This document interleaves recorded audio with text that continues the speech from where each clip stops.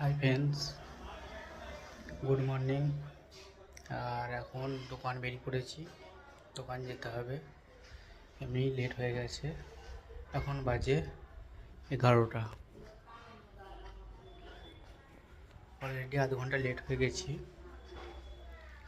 আর এই যে দুপুরবেলার টিফিন নিয়ে নিয়েছি। আর এইটা আমাদের ঘর।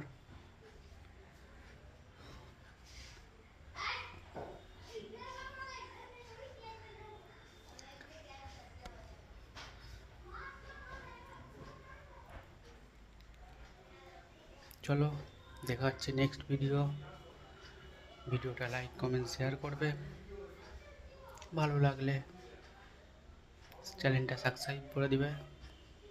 দেখা হচ্ছে পরে ভিডিও। Tata, bye bye. চলো দোকান যাই।